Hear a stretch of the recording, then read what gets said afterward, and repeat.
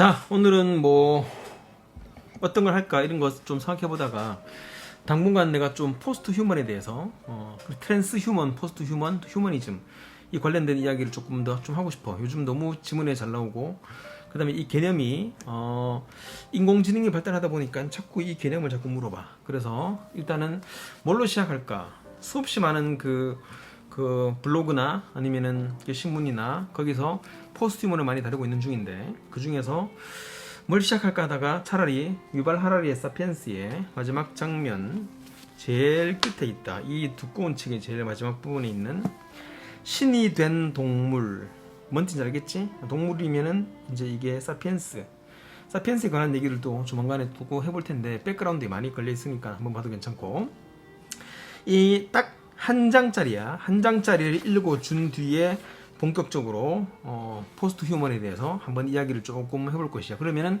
휴머니즘도 나와야 되고 포스트 휴머니즘도 나와야 되고 트랜스 휴먼도 나와야 되고 여러 가지 나올 게 많은데 알아두면은 정말 편할 것이고, 이 철학을 알아두면은 상당히 많은 철학들이 또 풀려. 이 개념을 알아두면은 상당히 많은 또 지문들이 또 쉽게 이해가 돼. 내가 아는 것만큼 내가 풀 수 있는 거니까. 수학도 과학도 다 마찬가지. 읽어줘 볼게.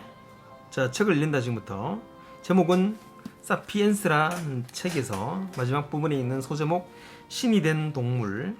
7만 년 전, 사피엔스가 시작한 게 7만 년 전인 거야. 근데 사실 7만 년보다 더 됐거든. 한 15만 년 전인데 7만 년 전에 인지혁명이 생긴 거야. 일단은 지금 넘어갈게. 7만 년 전 호모사피엔스는 아프리카의 한 구석에서 자기 앞가림에만 신경을 쓰는 별 중요치 않은 동물이었다. 이후 몇만 년에 걸쳐 이 종은 지구 전체의 주인이자 생태계 파괴자가 되었다. 인지혁명이 시작되고 나서부터란 말이지. 인지혁명은 인간의 뇌가 생각하기 시작했던 그 순간을 말하는 거야. 오늘날 이들은 신이 되려는 참이다. 영원한 젊음을 얻고 창조와 파괴라는 신의 권능을 가질 만반의 태세를 갖추고 있다. 불행히도 지구상에 지속되어 온 사피엔스 체제가 이룩한 것 중에서 가장 자랑스러운 업적은 찾아보기 어렵다. 우리는 주위 환경을 굴복시키고 식량 생산을 늘리고 도시를 세우고 제국을 건설하고 널리 퍼진 교역망을 구축했다. 하지만 우리가 세상의 고통의 총량을 줄였을까? 고통의 총량을 줄였을까? 지구에 존재하는 고통의 총량을 줄였을까? 인간의 역량은 크게 늘어났지만 개별 사피엔스의 복지를 개선시키는 데는 이르지 못했다. 뿐만 아니라 그로 인해 다른 동물들에게는 큰 불행을 야기하는 일이 되풀이되었다. 지난 몇십 년간 우리는 인간의 조건에 대해서는 마침내 약간의 실질적인 진보를 일으켰다. 기근과 전염병과 전쟁이 줄어들었다. 하지만 다른 동물들의 상황은 과거 어느 때보다도 빠른 속도로 악화되고 있다. 다수의 인간의 상황이 개선되고 있지만 이는 극히 최근의 일이며 확신하기에는 상황이 지나치게 불안정하다. 더구나 인간의 능력이 놀라울 정도로 커졌음에도 불구하고 여전히 스스로의 목표를 확신하지 못하고 있으며 자기의 정체성이 확보가 안 되는 상황이라면 예나 지금이나 불만족스러워하기는 마찬가지인 듯하다. 우리의 기술은 카누에서 갤리선과 증기선을 거쳐 우주왕복선으로 발전해왔지만 우리가 어디로 가고 있는지는 아무도 모른다. 과거 어느 때보다 강력한 힘을 떨치고 있지만 이 힘으로 무엇을 할 것인가에 관해서는 생각이 거의 없다. 이보다 더 나쁜 것은 인류가 과거 어느 때보다도 무책임하다는 점이다. 우리는 친구라고는 물리법칙밖에 없는 상태로 스스로를 신으로 만들면서 아무에게도 책임을 느끼지 않는다. 그 결과 우리의 친구인 동물들과 주위 생태계를 황폐하게 만든다. 오로지 자신의 안락함과 즐거움 이외에는 추구하는 것이 거의 없지만 그럼에도 결코 만족하지 못한다. 스스로 무엇을 원하는지도 모른 채 불만스러워하며 무책임한 신들, 이보다 더 위험한 존재가 또 있을까? 여기서 이걸 왜 위험하다고 했냐면은 뻔히 알다시피 인간의 능력이 급성장할 정도로 성장해서 이제 포스트 휴먼의 시대가 다가오는데, 문제는 포스트 휴먼의 시대가 올바른지 올바르지 않은지에 대한 그 기준을 현재 잡지 못한 상태에서 나오고 있다는 그 말인 거야. 이 상태로 만일 더 문명이 발전하면은 기준은 점점 벌어져가며 그 발전이 과연 우리에게 도움이 될 것인가? 모르겠다. 인간은 파괴적인 동물이라고 하는 사람들도 있고 인간은 성선설로 한다면은 인간은 천사라는 말도 있겠고 다양할 수 있겠지만은 인간이 만든 그 무언가로 인해서 많은 사람들이 파괴되고 있는 것은 지금 현재로도 볼 수 있을 것이야. 한 개 예를 든다면은 혹시 백린탄이라고 들어봤냐? 백린탄이라고.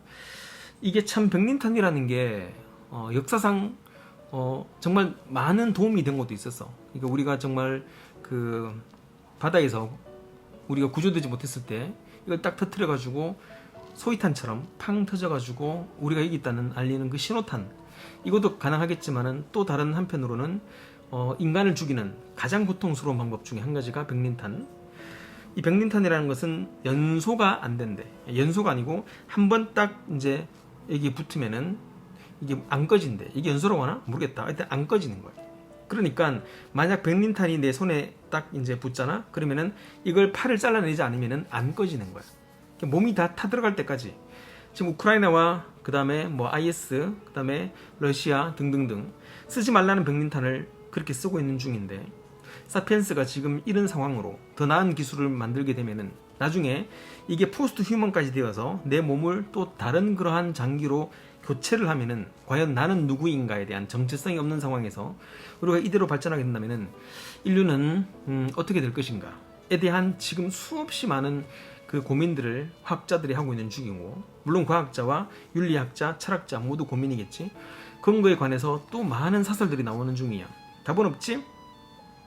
자기의 이익에 따라서 결정하는 것이기 때문에. 하지만 우리가 이러한 내용들을 어느 정도 알고 있다면은 사실 수능 문제 풀 때 좀 편할 수 있어. 이게 갑자기 막 그냥 거대하게 그 윤리적인 문제로 나갔다가 결국에는 우리가 수능 문제를 풀기 위한, 문해력을 기르기 위한 하나의 그러한 방식 중에 한 가지인데, 이 얘기를 앞으로 조금씩 풀어나가 볼 생각이야. 따라서 사피엔스의 마지막 장, 신이 되려고 하는 인간, 즉 그 신이 되려고 하는 그런 동물에 대한 이야기를 한번 해보았어. 무슨 말인지 조금씩 이해하게 될 것이고, 오른쪽에 있는 그 부분은 참고하라고 했으니까 시간 되면은 그 부분까지 한번 읽어보면은 사피엔스가 왜 인지혁명이 시작되었고 그 이후로 어떤 일이 벌어지게 되었는지 상상도 못할 일들이 많이 벌어져. 그런 것들도 한번 또 공부해 볼 것이니까.